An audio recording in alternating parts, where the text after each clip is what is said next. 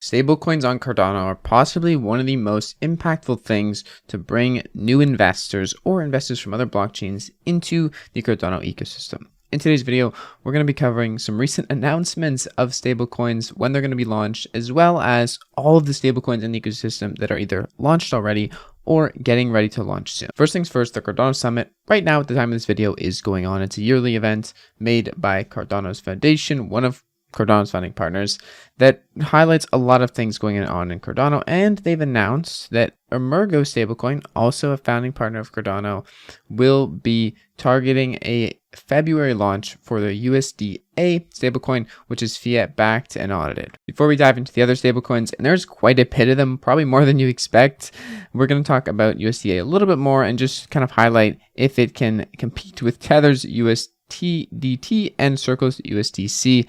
This is going to be powered by Anzins. If you want more information, there will be a lot more information coming up soon, I imagine. But this is the first fully backed fiat-backed regulatory compliant stablecoin in the Cardano ecosystem, which is pretty nice to see. And just having this option is going to be pretty big, considering Circle and Tether are not on Cardano. And the only versions that were on Cardano were through the Nomad bridge, which got hacked. So that's just not good.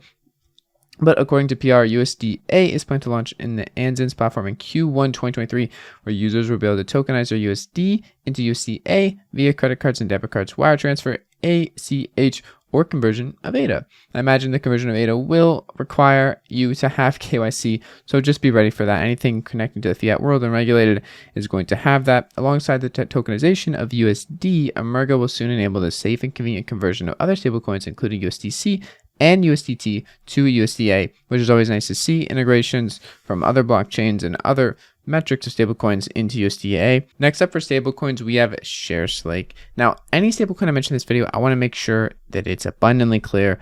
Be careful, okay? This one is actually live. You can redeem their stablecoin from ADA, and you will have to go through KYC. This is a fiat-backed stablecoin, not algorithmic, not asset or tokenized. We'll go over some of those in a sec, but this is a fiat-backed one that is live on Cardano right now. Now, myself, I have not yet claimed any. I plan on testing it out, but please proceed with caution with any of these things, as there is substantial risk, especially from things that just pop out of the blue.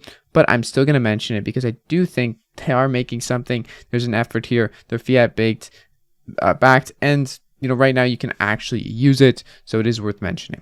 If you want to do more research, I highly recommend doing that, going to the websites of these stablecoins, reading their papers, their white papers, and what they're all about, and the people behind them, especially the fiat-backed ones, which require a lot more trust than algorithmically backed. Speaking of fiat-backed, there's even another one, Mehen stablecoin, and this is just one that I didn't even know about until today making this video.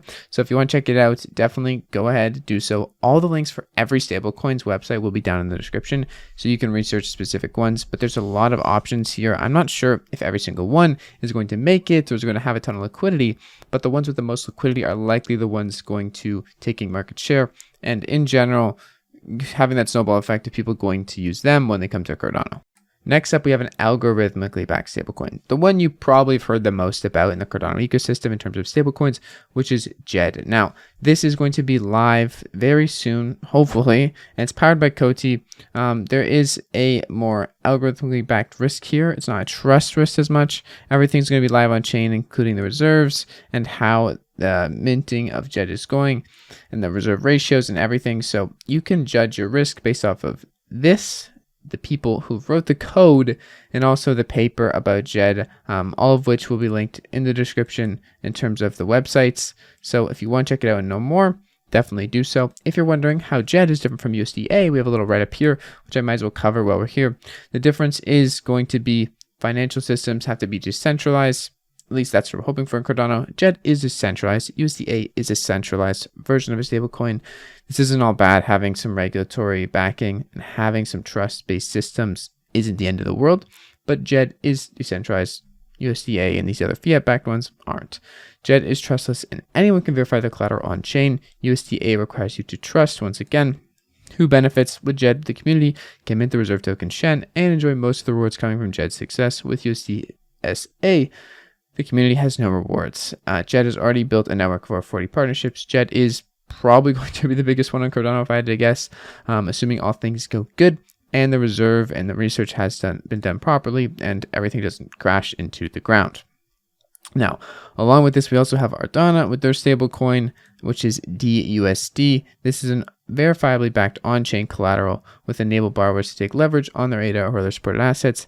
Cardano is marketing themselves as a stable hub of Cardano, or the stablecoin ecosystem of Cardano. So probably going to be a lot of focus on this project and just in general, people putting their money into something like this if they want to speculate a bit, or at least with the Dana token. If USD for DUSD is going to succeed, then likely the platform as a whole will. Next up, we have ExplorerDAO, previously LiquidX. This is a part of a Liquid's kind of stable ecosystem. If we can see here, it is built with Liquid staking and it's on Cardano. Now, Liquid is a huge protocol for lending and borrowing that hasn't yet released, but is going to soon. And I imagine ExplorerDAO will with it. But a collateralized stablecoin, once again, and decentralized. So not that centralized party, fiat-backed. It is a whole another thing other than JED and other than all the other ones. It's going to be XPUSD, and you can borrow against ADA at 0% interest. This is once again not live yet, and the only one live currently is going to be ShareSlake. So just keep that in mind. This is the only one live currently, RUSD.